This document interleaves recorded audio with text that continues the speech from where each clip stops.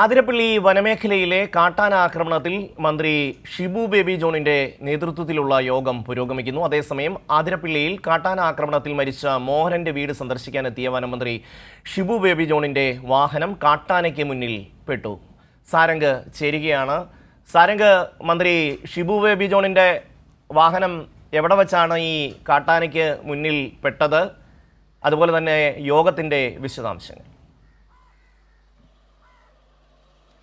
ഷമ്മി, ഇന്നലെ രാത്രിയാണ് ഇത്തരത്തിലൊരു സംഭവം. അതായത് കഴിഞ്ഞ ശനിയാഴ്ച മരണപ്പെട്ട കാട്ടാനയുടെ അക്രമത്തെ തുടർന്ന് മരണപ്പെട്ട മോഹനന്റെ വീട് സന്ദർശിക്കാനായിട്ട് ഇന്നലെ രാത്രി എത്തിയതായിരുന്നു വനം വകുപ്പ് മന്ത്രി ഷിബു ബേബി ജോൺ. ഈ വാഴച്ചാൽ ഭാഗത്തുള്ള ഗസ്റ്റ് ഹൗസിലേക്ക് യാത്ര പോകുന്ന വേളയിലാണ് അദ്ദേഹത്തിന്റെ വാഹനത്തിന് നേരെ ഈ ഇത്തരത്തിൽ കാട്ടാന പാഞ്ഞെടുക്കുന്നത്.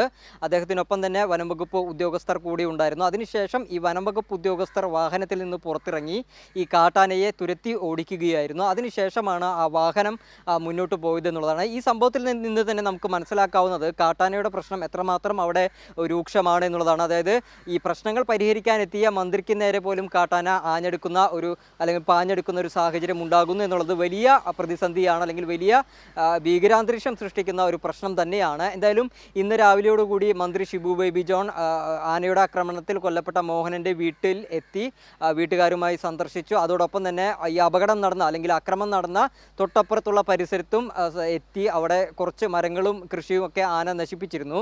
അതെല്ലാം മന്ത്രി സന്ദർശിച്ചു. അതിനുശേഷം ഇപ്പോൾ ചാലക്കുടിയിലുള്ള PWD ഗസ്റ്റ് ഹൗസിലാണ് ഇത്തരത്തിലൊരു അടിയന്തര യോഗം നടക്കുന്നത്. ജനങ്ങളുടെ ഭാഗത്തു നിന്നും വലിയ പ്രതിഷേധം ഉയർന്നു വന്ന സാഹചര്യത്തിലാണ് മന്ത്രി ഇത്തരത്തിലൊരു അടിയന്തര യോഗത്തിന് തീരുമാനിച്ചത്. അതായത് അദ്ദേഹം ഈ മോഹനൻ മരണപ്പെട്ടതിൻ്റെ അന്ന് തന്നെ ശനിയാഴ്ച ഈ ചാലക്കുടി ആനമല റോഡ് വലിയ രീതിയിൽ ഉപരോധിച്ചുകൊണ്ട് വലിയ പ്രക്ഷോഭം തന്നെ പ്രദേശവാസികൾ നടത്തിയിരുന്നു. അവരുടെ പ്രധാന ആവശ്യം എന്ന് പറയുന്നത് ഈ ആനയെ, അക്രമകാരിയായിട്ടുള്ള ഈ ആനയെ റീലൊക്കേറ്റ് ചെയ്യുക, അതോടൊപ്പം തന്നെ അവിടുത്തെ ഈ ഫെൻസിങ് സംവിധാനം പൂർണ്ണമായിട്ടും പരിപാലിച്ചു കൊണ്ടുപോകുക, അല്ലെങ്കിൽ അതിന് കൃത്യമായിട്ട് ഒരു നടപടി എടുക്കുക എന്നുള്ള രണ്ട് ആവശ്യങ്ങളാണ് ആളുകൾ കൃത്യമായിട്ടും ഈ മന്ത്രിയെ ബോധിപ്പിച്ചിരുന്നത്. ആ കാര്യങ്ങളൊക്കെ തന്നെയും ഇന്ന് യോഗത്തിൽ നടക്കുന്ന അല്ലെങ്കിൽ ചർച്ചയിൽ ഉൾപ്പെടുത്തും എന്നുള്ളതാണ്. എന്തായാലും മോഹനന്റെ വീട് സന്ദർശിച്ച ശേഷം മന്ത്രി ഒരു കാര്യം ഉറപ്പ് നൽകിയിരുന്നു. ഈ ആനയെ റീലൊക്കേറ്റ് ചെയ്യുന്നതിനുള്ള നടപടികൾ ആരംഭിക്കും എന്ന് തന്നെയാണ് പറഞ്ഞിട്ടുള്ളത്. അത് വൈകാതെ ഈ ഡ്രോൺ സംവിധാനങ്ങൾ ഉപയോഗിച്ച് ആനയുടെ സഞ്ചാരപാത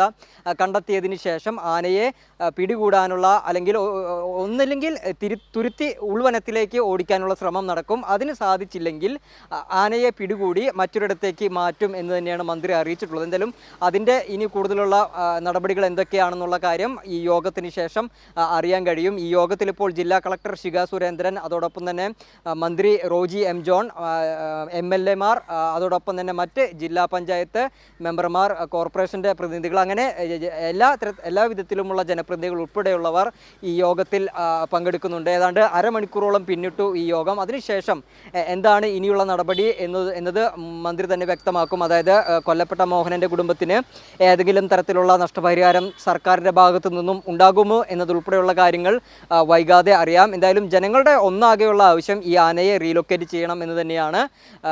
ഷമി.